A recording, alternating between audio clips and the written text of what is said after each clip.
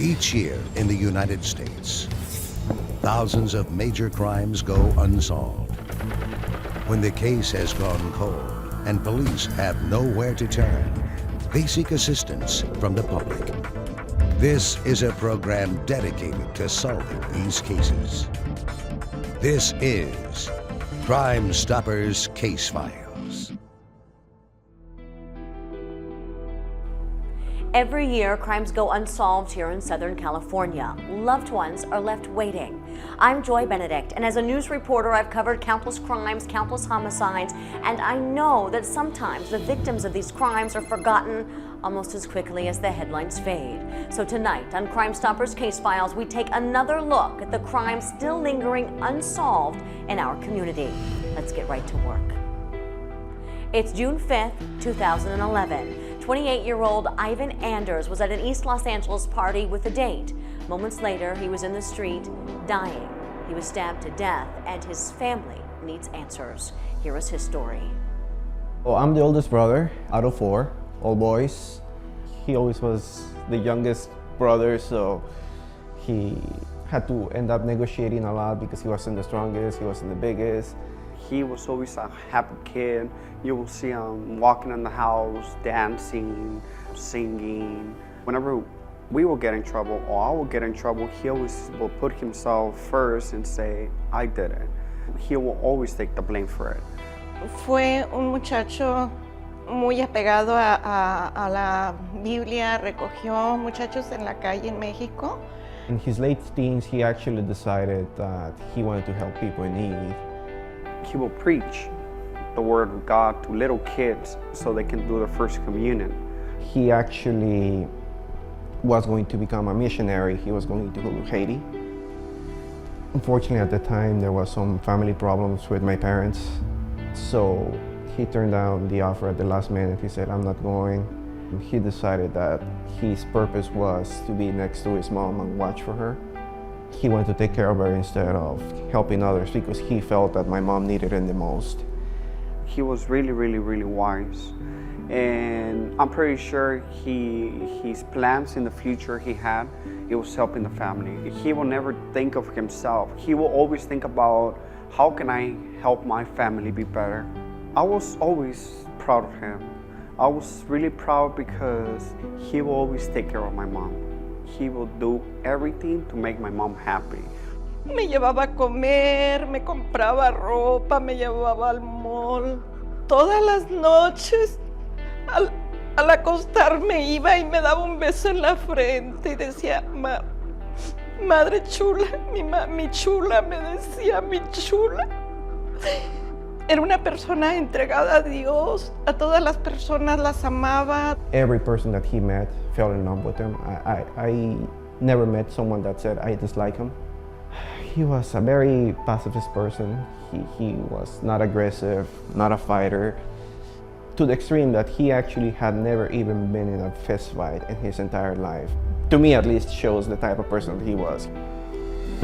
911, what is your emergency? Hi there was a stabbing right here on Hereford and Garfield. On Hereford and Garfield?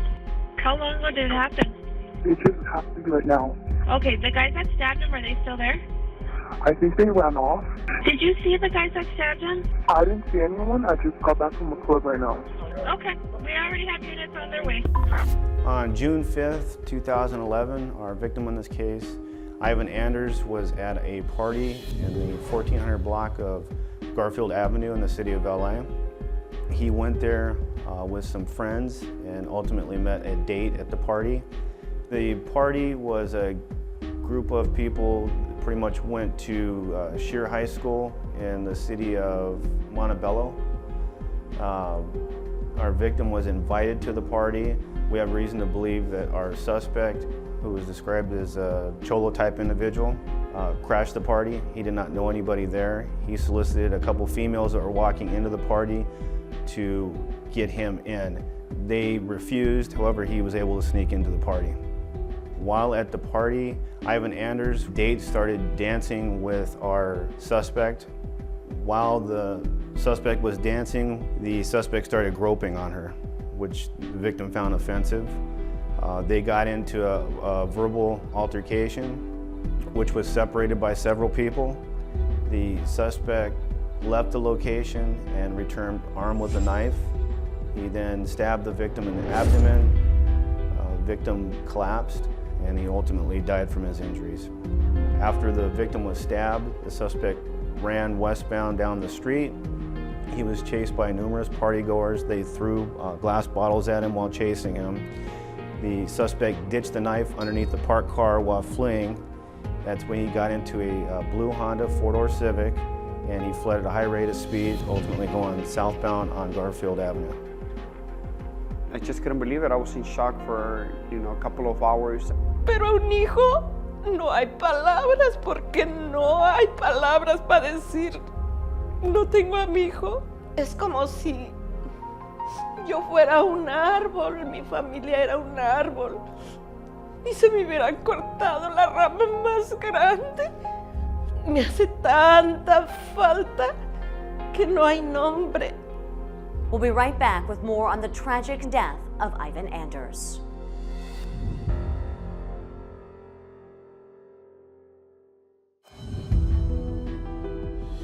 Welcome back to Crime Stoppers Case Files. We now return to the story of 28-year-old Ivan Anders. On June 5th, 2011, Ivan Anders was at a party. He was stabbed to death on the 1400 block of Garfield Avenue in the city of Los Angeles. Detectives believe that somebody at the party most likely knew the suspect. There are numerous witnesses in this case which can identify the suspect. There's also lots of physical evidence. We believe that the suspect, based on witnesses' statements, was in the party for approximately 45 minutes to an hour. During that time, he began dancing with the victim's date. He became aggressive and was groping on the victim's date, which caused the argument between the two. Once people at the party saw that the victim had been stabbed, they started chasing the suspect, who fled westbound down the street. He got into a blue four-door Honda Civic and fled at a high rate of speed, ultimately driving southbound on Garfield Avenue and out of view. This person needs to be brought to justice.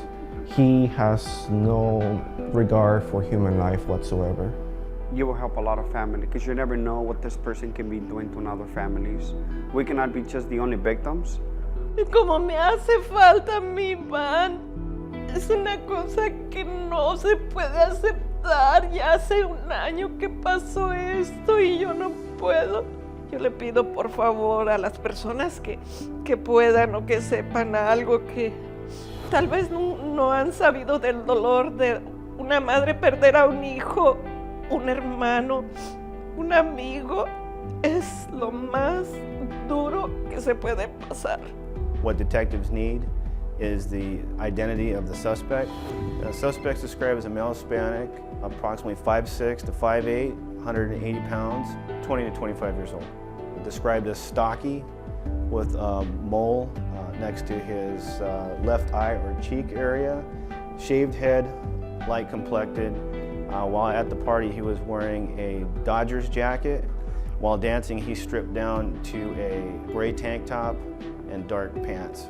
But when he fled, he took the jacket with him. It's frustrating that this had to happen specifically to him, because he is the one that wanted the family together again.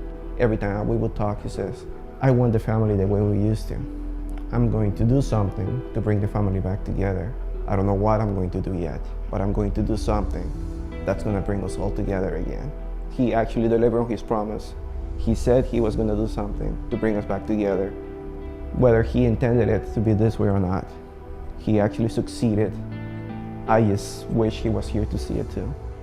I simply just don't want anybody else to be the next victim. There were plenty of people at this party, but no one seems to know the identity of this murderer. The suspect is described as a Hispanic male, average height, maybe 160 to 180 pounds, with short hair and a thin mustache. He may have left the scene with others in a blue Honda. It's January 1st, 2010, just before 2 o'clock in the morning. Joel Lamas spent the last few hours ringing in the new year, filled with new possibilities. But he never made it home. He was shot and killed while walking home, and this is his story. Joao was the second of 5 of us. I'm the 5th of the family. It's 4 boys and I'm the only girl. I'm the smallest. He was 5 years older than me.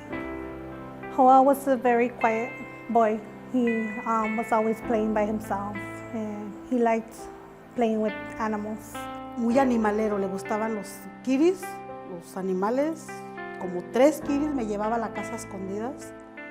Era un niño muy normal, bien feliz. Nunca me dio problemas. He was a very social person. He liked to be around family, but more on the quiet side. He was very quiet most of the time. And he was a good kid, a great brother. He was a great role model. Él fue como papá de mis hijos porque yo soy viuda y él tomó el papel como papá. He always pushed me to follow my dreams. Él era mi brazo fuerte. Él me ayudaba en todo en la casa, con renta, con comida, biles. Él era un buen muchacho. He was great to all of us. He supported all of us. He liked listening to music. He liked collecting movies. He enjoyed being around kids most of the time. He was a kid person. I always like to say he's a kid in an adult body. A while back, I remember I was taking a shower. I've always had a thing about roaches. I hate roaches. And I remember he was asleep. And I was taking a shower and I noticed there was a roach crawling around. And I come out running, scared out of my mind. And he wakes up and he's like, "What's going on?" Well, he's super scared. And I look back and I tell him, "Oh, there's a roach." And he thought I was actually being attacked. His face was priceless. And I always go back and remember that day, and it always makes me laugh. 911, what is your emergency? Well, my emergency is we found somebody that he looks like he's hurt. He's in front of the house that's right next to ours. He's not moving. We don't want to approach him.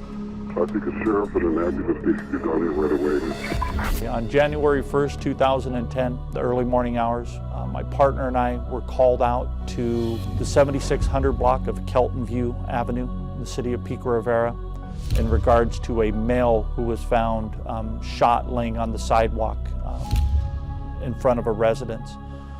When we arrived, we saw our victim, Joel Lamas, a Hispanic male, 27 years old, was laying on a grass parkway in front of a residence, suffering from a gunshot wound to the chest. He was pronounced deceased at the location. We believe, based on family that we have spoken to, that Mr. Lamas was either visiting friends in the area or may have attended a party in the area and then was walking home when he was shot. Mr. Lamas lived approximately 1 block away from where he was shot. We believe he was walking southbound on Kelton View Avenue from Warvale Street and was mid-block between Warvale and Trojan. He was on the west side of the street when unknown suspects approached him and shot him. Mr. Lamas collapsed on a grass parkway, which is just adjacent to the street, and where he was eventually discovered by other residents. It was 6 o'clock in the morning. I remember my husband putting my cell phone over my chest and telling me, "It's your brother Leo." I answered the phone and it was him yelling, screaming, crying. I couldn't really understand what he was saying. I told him to calm down. Finally, he had told me, "Joel got shot last night. Please come to his house." And he said, he's gone, he said. He said he's no longer with us. Lo extraño mucho a mi hijo. Siento como que él no merecía morir así. Él era un muchacho muy buena gente. No le hacía daño a nadie, no le hacía el mal a nadie. Ya son 2 años y no se ha sabido nada, nada.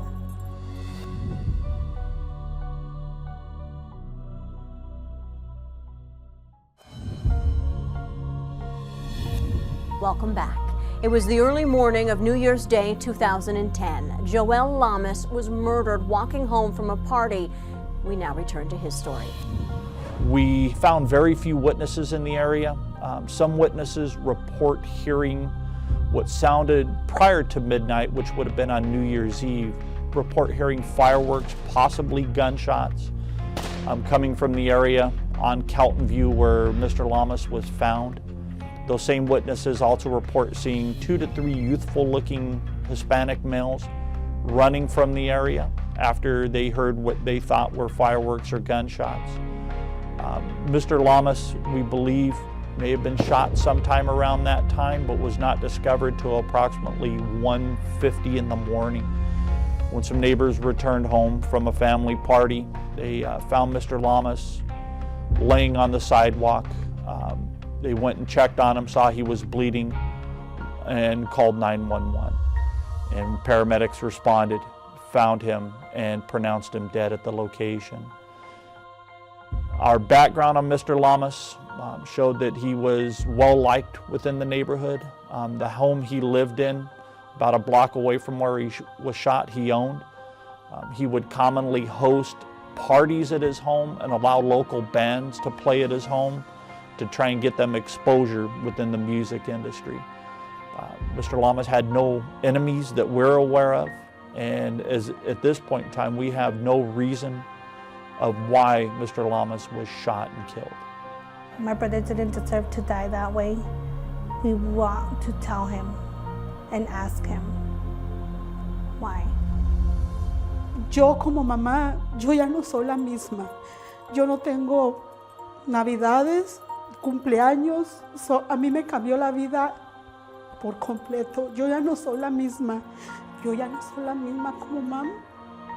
Me duele mucho, pero trato de ser fuerte por mi familia, por mis hijos. The murder of Joel Lamas was the first murder of 2010, which would actually be the first murder in LA County of this new decade. We're hoping to solve this to bring the people responsible to justice. Pero pues son cosas que nunca piensa uno que le van a pasar, pero a mí me pasó. Y yo no quiero que siga pasándole a otras madres. Either way, he will live with this in his conscience, and I would just tell him to turn in himself and to confess what he did, and maybe he'll feel better too.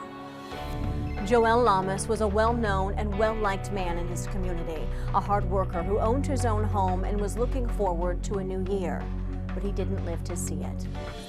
Thank you for joining us for this week's edition of Crime Stoppers Case Files. Remember, we are here every week with more crimes and more families needing answers. These are your neighbors. This is your community, and you can make a difference.